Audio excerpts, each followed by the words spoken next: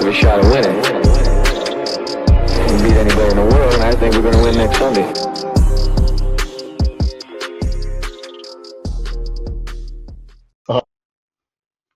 And welcome back to the New York Jets Atlantic Flight podcast. It's good to be back. We are 0-2, and it's absolutely pouring with rain all day here in the UK, in the north of England, so it might be different for where you are. Ryan is with us. Ryan is usually down in the southwest of this country, this beautiful green country that we call home.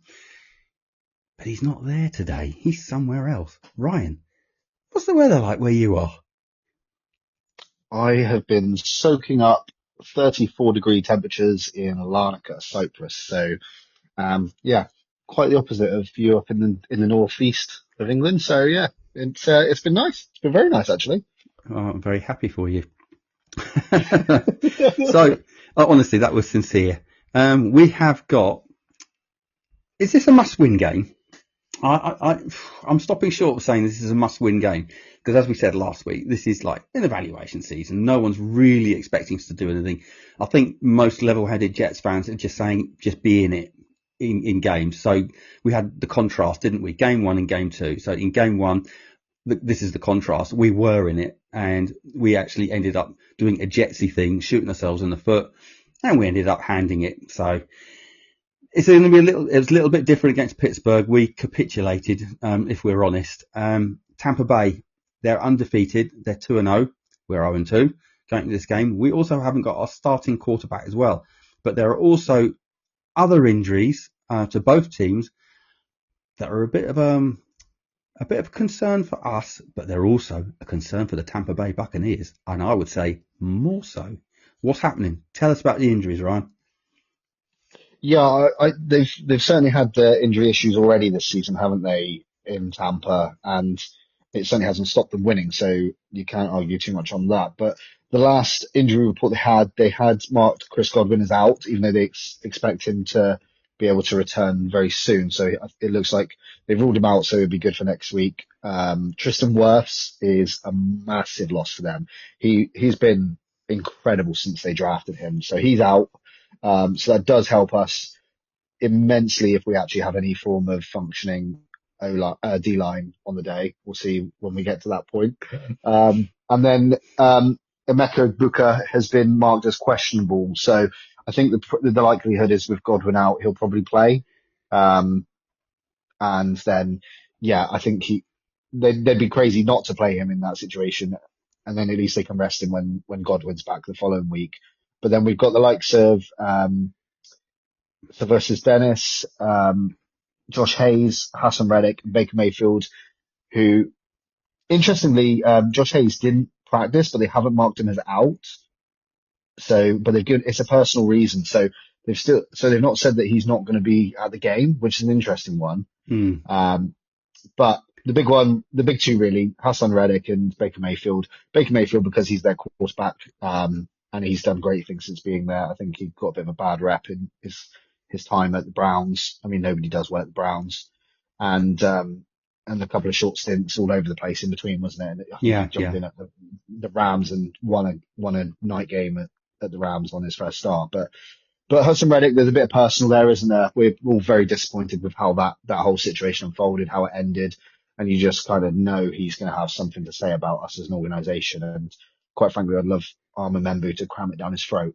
Yeah, we've seen Membu get to grips with some of these so-called, well, they're not so-called, they're good edge rushers. TJ Watt was full of praise for him, I think, wasn't he, coming up against him as well. So I think we've got quite a nasty O-line as well. They've got that grit in them. There's that no nonsense about them. You've got John Simpson. Hopefully he's going to be playing. It doesn't say that he's out or questionable or anything, so I'm assuming that he will be playing. I'm just checking hours. He's not mentioned on it, but I can't see him. Yeah, so that's brilliant. There's a nastiness about this O-line, and they've got the potential to be, I think, a top unit in the NFL. Certainly top 15, maybe a little bit higher. We'll see how it goes. Obviously, it depends on the quarterback play as well. So they received a good PFF rating. We talked about it last week, and I said if you'd seen their PFF ratings, you wouldn't know that we were an 0-2 team. So I think that pretty much tells you I think the O-line are doing their job. We've been pretty patchy on the running game, and we've been pretty patchy at quarterback. Last week, Justin Fields was missing receivers that were wide open. Not good.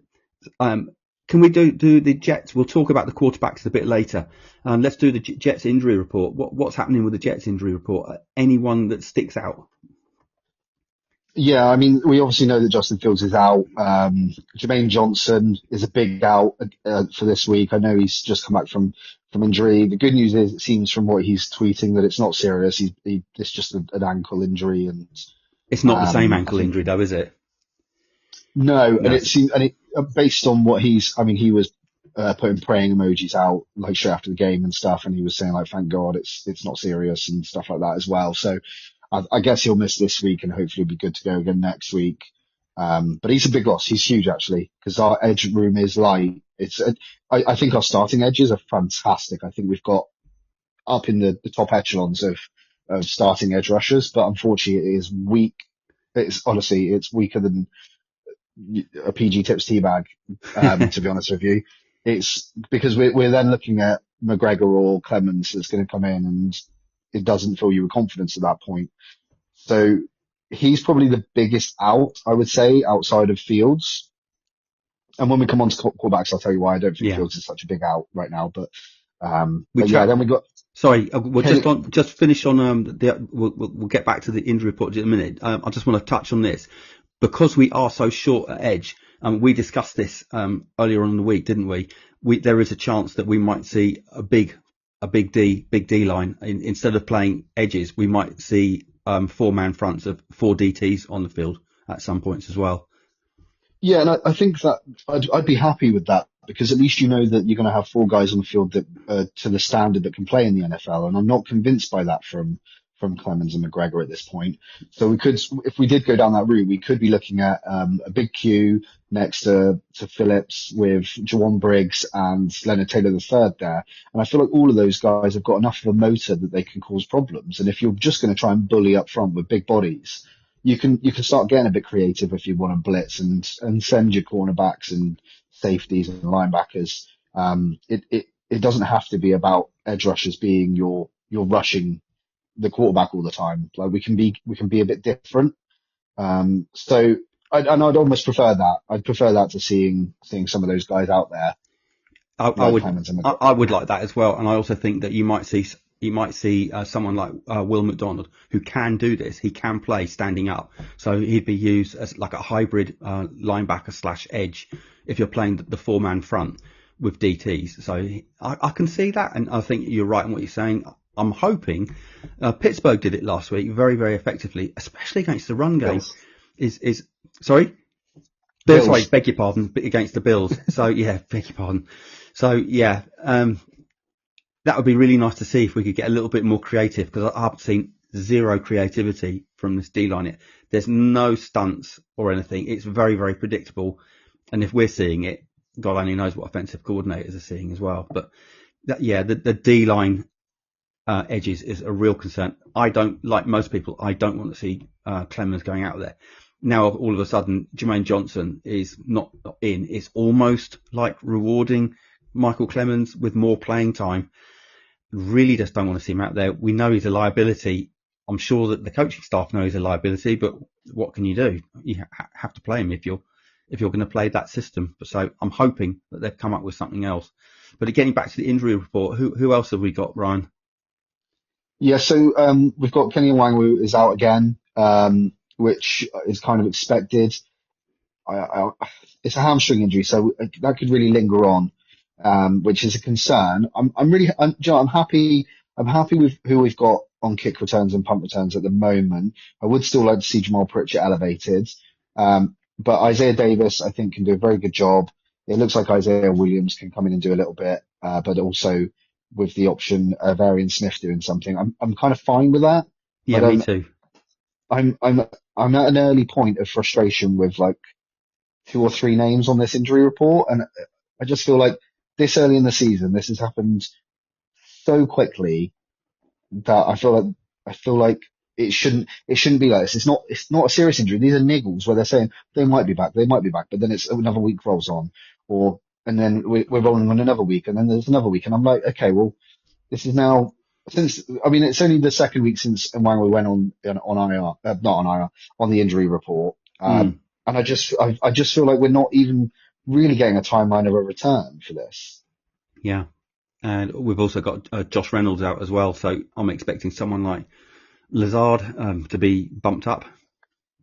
Yeah, he's another one that he shouldn't be near this team, much like Clemens, because he's got all the athleticism of Joe Flacco, and he's got all the catching ability Of a of non-stick saucepan. I, yeah, honestly, and it frustrates me. I like we can talk about how good a blocker he is, but I feel like I'd rather go two tight ends and just get him off the roster. I know his cap Mm, hit's so low right now, but that's yeah, and this is kind of frustrating me with Reynolds as well because this is now the second week he's missing with us, and we were paper thin at wide receiver anyway. And yet we've dumped a couple of guys on the practice squad that we felt could be good. We felt had offered something different, hmm and we've dumped them on the practice squad. And now we've got guys that can't even stay healthy 2 weeks in a row. If And I'm, it's and sorry, go on. Go on.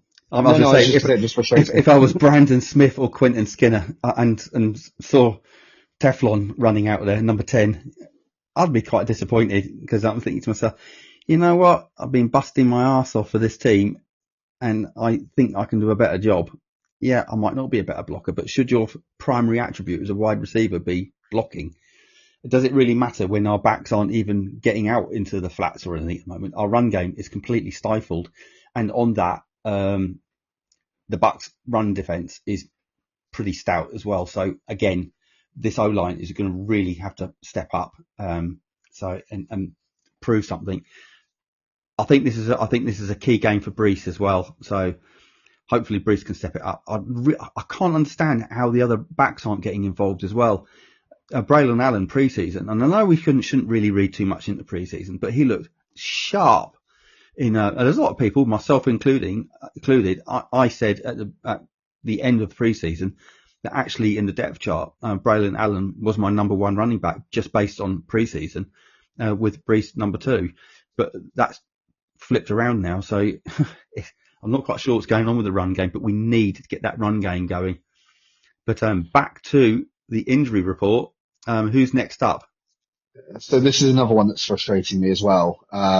Normally I'm the ray of sunshine on this podcast, and I'm all about the positivity. But the reality is that I feel like Reynolds and now Tefeli. So Tefeli is now 2 weeks out, or maybe slightly more, with an illness, Yeah, an unknown illness. Fine, okay, but we've kept him on this roster because of one very good performance. The rest of his preseason wasn't that good. He didn't look that good in week one, and now he's been struck down with this mystery illness, probably skyvalitis or something, or like I don't know. But as far as I'm concerned, he turned up for one preseason game, absolutely balled out, thanks to some very good plays from Leonard Taylor III, which he was the beneficiary of, and he's just become absent, and now he's literally absent because he's ill. I mean, what is the illness that lasts over 2.5 weeks or 2 weeks that we're not hearing anything about? maybe But it's keeping him from being at practice. Sam Darnold's left his mono bug about or something. Who knows? Yeah. But And it's really I don't feel like frustrating. Tefeli. It is, because Tefeli's not good enough for us to be keeping him hanging around if he's going to have this mystery illness forever, like whatever it is. And especially like if we can be kind of watching the waiver wire and stuff, we're not deep enough in these positions that we can afford to wait. Yeah, this is true. Um, we have other players that are waiting in the wings as well, so I'm not quite sure who you bring in, but we have. Do we have any details? Yeah, we've got Peyton Page, who I'm not really that big of a fan of. We've got Eric Watts, and that's it Yeah, on our practice squad. and that's probably what concerns me a little bit as well, because Eric Watts has looked good in flashes, but also has looked a bit Michael Clemensy hmm at other times. And then with Peyton Page, I feel like he didn't really flash as much as I expected him to in preseason.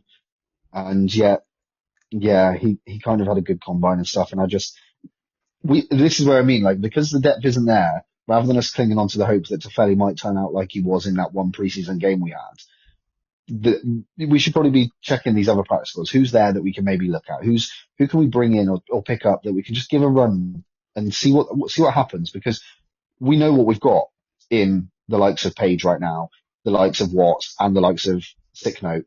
But yeah, I just feel like we just need to try something a bit different. And to be fair, when we do get onto the QB thing, I do think we might do something with wide receiver this week, but we'll cover that when we get there. I don't know if I've imagined this, but I could have sworn I've read a piece about Corey Black being elevated as well. I don't think he's the guy that we signed off waivers. The Giants. Yeah. Yeah, he was the Giants guy, wasn't he? I'm not sure. I can't recall seeing it, but I thought I'd read something, but there's a chance that I might have been tired when I read that and completely missed out on it. So not quite sure. To Jay Tufeli is a massive loss, but as you've said, we're paper thin on edge. We're not as paper thin on DT, but we certainly could do with others. And I think that's the reason why those other guys are on the practice squad. I don't think they're good enough, but we are so thin. Who's next up on the injury report? So Tony Adams was limited in practice Thursday and Friday. He's marked as questionable. We're into the questionables now, so he probably will play.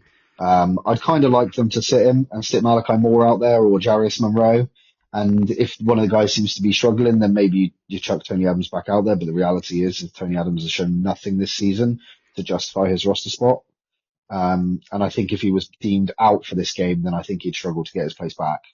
Yeah, I wouldn't mind. I echo everything you've just said. It's nice to see the next guy on here, Michael Carter. Didn't have a very good game last week, but he's full practice Friday. Yeah, full practice Friday, so he's questionable, but he likely will play now. I think he's had a bit of a shaky start to the season, if I'm honest. I don't think he was fantastic against Pittsburgh. He missed a couple of tackles. I think there was one blown coverage as well. And last week he had a tough day. But do you know what? He's not the biggest cornerback, and when you're playing nickel, you can get matched up with the likes of Jackson Hawes and Dalton Kincaid sometimes.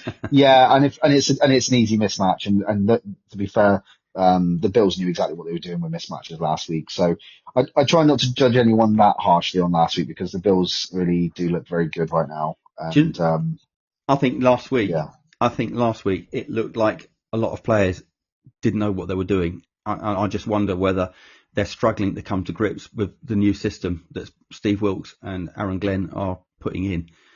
There just seem to be too many missed opportunities, too many missed assignments. Regularly, there were like changes, there were shifts on the D line moments before the ball was snapped, and it's just like people looked out of position. Don't know if I've overanalyzed that, but that's what it looked like to me. And I think the linebackers last week suffered badly. I was speaking to Dylan Terryman, and he said, I know you're going to be unhappy with what I'm about to say, but he said Marceline and McCrary Ball had an absolute stinker. I've rewatched the game again, and yeah, he did. He had an absolute stinker. The other linebackers weren't particularly good either. You got fan bases as well saying that we shouldn't have extended Sherwood. What are you going on about? Ridiculous. You can't base that. We've got a new system and all the rest of it in. He can't get the D set because of what's going on. Like I said, I have a feeling that they're still coming to grips with the scheme that's going on at the moment. But everyone stay focused, hang in there. We might end up coming out of this game 0-3. But as I said last week, these were last year's playoff teams. So we were bottom feeders last year. Are we bottom feeders again? We don't know yet, because we still haven't got a win. But based off game one, everyone was as high as a kite. And now people have gone flat again. Oh, well, it's the same old Jets. Well, there's culture changes going on. I will say this. This time last year, we were ranked 20. Well, we finished the year last year ranked 24 in penalties given away. And I think we are now something like about 5th in penalties given away. So there you go. Take off Michael Clemens, we might have even been higher. So there is a silver lining to this cloud. So we've just mentioned Michael Carter. So going on to the next one, I believe it's a linebacker. Yeah, I just wanted to touch on what you said there about Michael Carter and about the D last week not really necessarily know what they're doing. But if you look at Michael Carter the second alone, he's on his 3rd defensive coordinator at this point with the Jets. So what we have to remember is that there's some of these guys that have been there a little bit longer, have gone through a lot of different ways of being coached, a lot of different ways of being schemed, and a lot of different ways of playing the game. And it is going to take some time. Like it does. I mean, people are calling for heads after week 2, and it's absolutely Yeah, ridiculous. And like you say, we've converted Sherwood from a safety to a linebacker. He's then sat for 2 and a bit years. He's been called upon occasionally, and then CJ Mosley's injuries have thrust him into basically a captain's role last year, which he managed and handled in the most professional and incredible way, and had a good season considering how bad our season was. We absolutely should have extended him. The fact that this coaching team and the backroom team got that deal done, kept him in the room, that's a massive positive for me. And those so-called fans calling for his head already, I just think you just need to get a grip, go out there and touch the grass and get a reality check. yeah. Talk to the hand. Yeah. But anyway, yes. So the next one is Marcelino McCrary Ball. He was struggling with 41. a hamstring. 41. He was struggling with a hamstring, but he full participant on Friday. Still marked as questionable, but I think the likelihood is he'll play. He'll just probably rotate a bit more heavily with one of the other linebackers if he's struggling, I reckon. True. And as I said, I'll go back on what I said. If we play a hybrid system, which I think I've got a sneaky suspicion we will with this big front, which means one of the linebackers is going to have to drop off. And I think McCrary Ball will be the one to drop off, which won't be a bad thing, especially if he is still nursing a sore hamstring. So I expect we'll see a lot more of Williams and Sherwood and less of MMB. So not a bad thing, but I think they're going to keep them guessing, the Bucks, on exactly what kind of front's going to be coming out. Certainly keeping us guessing. Yeah. So I'll rattle through the next 3 together because they're all full participants the last few days, so there should be no surprises to any of the people following. So Andre Cisco, Sauce Gardner, and Kiko Mawigoa, all full participants Wednesday, Thursday, Friday. So all good to go for the game. Excellent. That's good news. Obviously, for obvious reasons. And with the Tampa Bay Buccaneers having problems at wide receiver, it's good that we got Sauce back. So we need to go back to the quarterback situation because Tyrod is starting in place of Justin Fields. You know what? Someone said last week, well, this is a bad situation because they'll have nothing prepared for Tyrod Taylor. Disagree. Tyrod Taylor is 15 years in this league. He's been in multiple teams. He's played for the Ravens and Bills, amongst others. He has, I'm just going to get this up. He's played for the Chargers, Houston, the Giants, obviously, and now he's playing for us. Cleveland. Everyone's played for Cleveland. Everyone's played for us. Yeah. His total, he's thrown for 69 touchdowns and 29 interceptions. So he's not that bad at keeping hold of the ball. His ball security is pretty good. And I think people are being a bit unfair, I think, for what of saying, well, you know, Fields is a mobile quarterback and Tyrod Taylor isn't. I think when Tyrod Taylor wants to take off, he can take off. No, he's not Justin Fields, he's not Lamar Jackson, but he has got a set of wheels on him that he can use when he needs to. And here's the thing, last week against the Bills, we all saw it. Fields multiple times missed open targets. I don't think you're going to see that with Taylor. I think he's going to use the passing game. He has to because that's his game. And I don't think that it's a situation where the coaching staff have like, oh my God, now we've lost our starting quarterback. We have no game plan. They would have game planned for this scenario, especially with Fields being the kind of player that he is. He's a runner and there's a chance that he could get hurt. So they will have plays and things already set up, even if it was just Taylor spelling for Fields when he had to come in for maybe a couple of series. But I think the game is going to rely a little bit more on play action. I say this quite often, but I think in this case, I think it will happen. Tyrod Taylor can move. He is going to get the running game going because he can throw the ball. And he is a better passer of the ball than Justin Fields. In my opinion, he is the best quarterback on the team at this moment in time. I'm not saying that Justin Fields is bad, but right now, Justin Fields' floor is very, very low. His ceiling is sky high, but we haven't seen anywhere near that. I think Tyrod Taylor's ceiling right now is higher. He's playing at a higher level. Sorry, his floor is a higher level than Justin Fields is. So I am not too disappointed that Taylor is going to get this opportunity because I'm not saying that Taylor is going to win the starting quarterback job. And there was a question posed in the presser, I think it was yesterday, someone asked, and Glenn refused to answer it, which I think is a good thing. You shouldn't be answering questions like that. Can a starter lose his starting status when they're riding the pine or on IR, injured? And he refused to answer that. But Ryan, how do you see this game going? Do you think that they're going to have a different game plan, and do you think that Tyrod is going to end up passing a little bit more than Fields did? Because obviously that's his game. Yeah, I think the timing of this couldn't really be better if we had to have this happen, because the Bucks rush defense is ranked 5th in the league so far this season, but their pass defense is ranked 24th. Now, we do. I mean, I don't understand why people are talking like Tyrod Taylor is a statue. He is mobile. He's not. We're not talking about, like you say, Lamar or Fields out there, but we are talking about somebody who is above average in mobility and athleticism and speed. So he is going to cause problems if we are running a bit of play action. But I believe, because of his passing accuracy, which is statistically better than Fields. So there's none of this opinion stuff. That is statistically, he is a better passer of the ball than Justin Fields. Now, the timely manner of that could be ideal with going up against the Bucks in this 24th pass defense. Now, admittedly, we're missing Josh Reynolds. There's probably a probability that I think we'll probably elevate someone. I think if with Onwangwu out, with Josh Reynolds out, we can't seem to trust Alan Lazard, and I just think now's the time.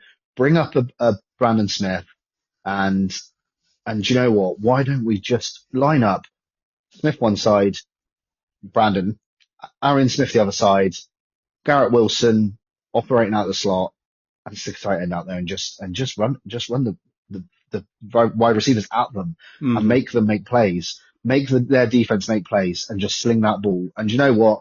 If we get blown out 50-0 and we've slung it all night and it's just not quite worked, then whatever. But trying to run it down their throats all day long when they're a top 5 ranked rush defense just doesn't make sense, especially as we haven't quite clicked in the rush game.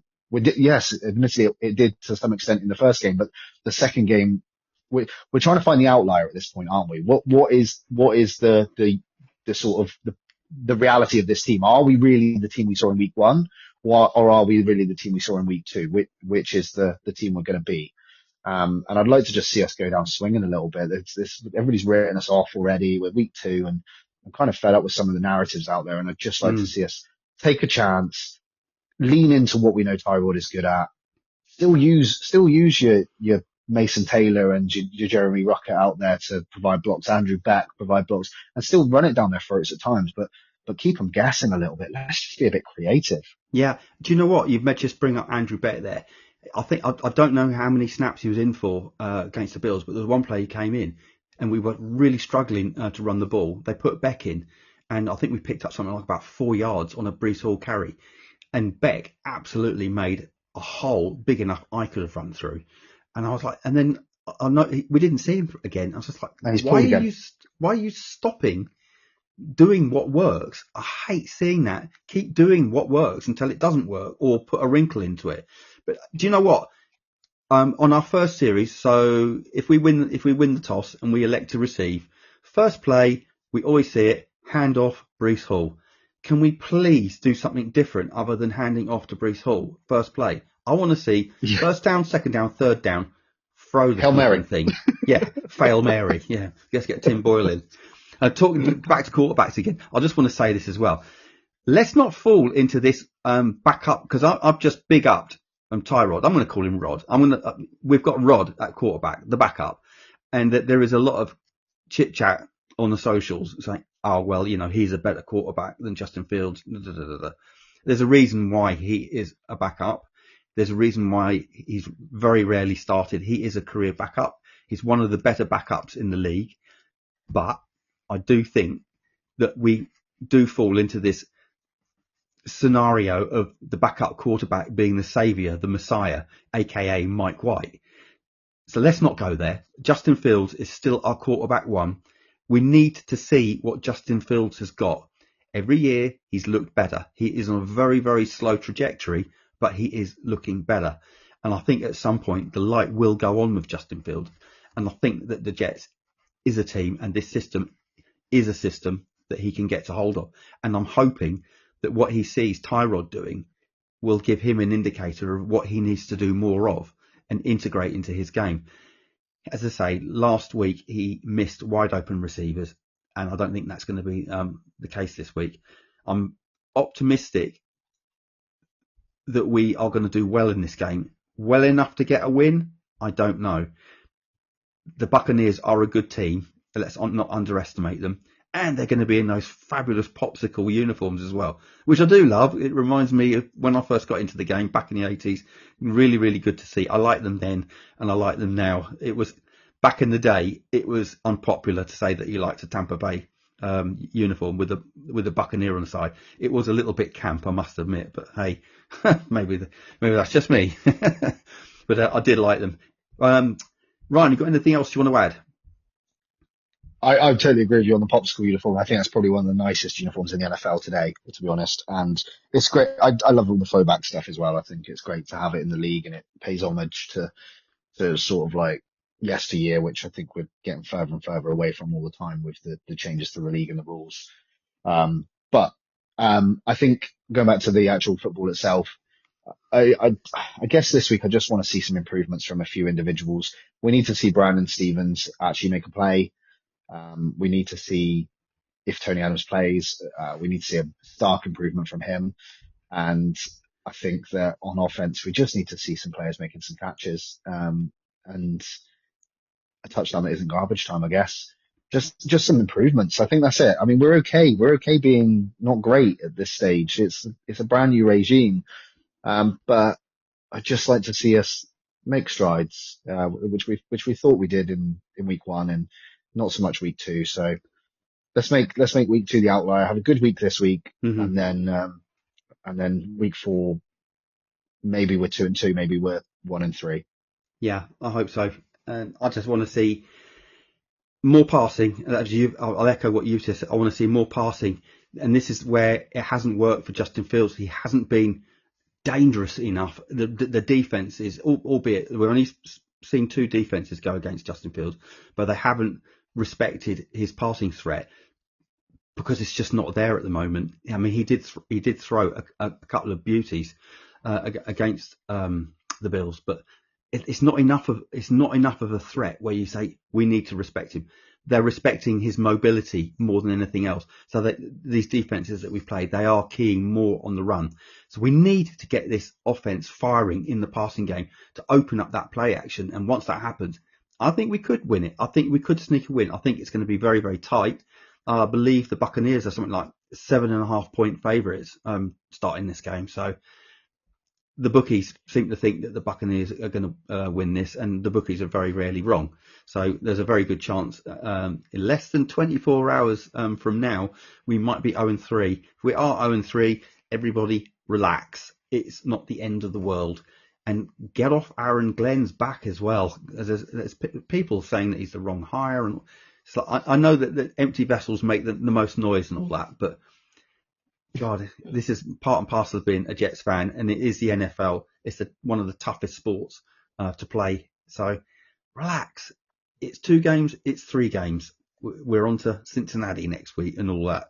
If you don't know what I mean, that's who said that? It was what's he called him? Oh, Bill Belichick, wasn't it? We're on to Cincinnati. Anyway, I'm starting to ramble. Just to your point as well, like we are only 2 games in. We generally only get 17 games a year. Just try and enjoy it. Exactly. Because we're going to get to, if we let's assume we're not going to be in the playoffs because there's probably quite a strong chance. We're going to get to January and there'll be no meaningful football, and we're all going to be wishing for the new season to start. We're all going to be clamoring for the football again. And yet we've just spent the last few months wishing it away because we've not embraced it and enjoyed the journey. Yes, it's miserable getting blown out by a team, but what's worse, not being able to watch your football team at all. So just hey, get ready for the ride. Yeah, absolutely. I'm going to be down watching this in Leeds with the UK and Ireland Jets. So if you can make it, please do so. Check out UK and Ireland on Twitter. or on Instagram, and all the details of where the meetup is going to be. It starts at 5 p.m. There's going to be raffles, giveaways, and all sorts. So go and get it. Go in there. There's some fabulous prizes, and so hopefully you'll be there. And if you are going there, come up to us and say hello. Am I right in saying they got Eric Coleman there as a guest as well? I have no idea. Is that right? I think so. I'm sure I saw that today. Really? Oh well. Eric Coleman's going to be there, everybody. So how about that? I'm like 90% sure now. You're making me question it because you didn't realise, but I'm fairly sure. I'm just trying to check now, but I definitely saw a Coleman post may that be had, there. yeah. I don't know which platform I saw it on, but there was something and it had a weird like AI generated graphic, and I was like, who's that guy? Because he wasn't a current player, he was wearing number 26, and yeah, I'm sure it was Coleman. But, all right. Well, there you go. There's another reason to get to Leeds. Might be a fever dream though, based on yeah. Which might be a bit like your fever dream from earlier. So there we go. We're all having dreams. Yeah. Honestly, I'm like now really questioning myself and feel like this never existed, but because I can't find anything on socials now either. So yeah, anyway, I might have just made that up. We'll just leave that there because we are now rambling. But Ryan's allowed to because he's on holiday. He works hard and he's letting his hair down with his beautiful girlfriend Holly, and they're having a lovely time in Cyprus. And I am not having a lovely time in the rainy northeast, as I said. This time tomorrow, we will be watching more Jets football. And as you've said, we spend all off seasons dreaming for football, and now it's here. Enjoy it. It might not be pretty, but this is a new era. We're going to turn things around. Just hang in there, everybody. Ryan, thanks for jumping on, buddy. It's been great chatting to you. Enjoy your holidays, and I'll speak to you soon. Y'all know what to say. On 3. 1, 2, 3.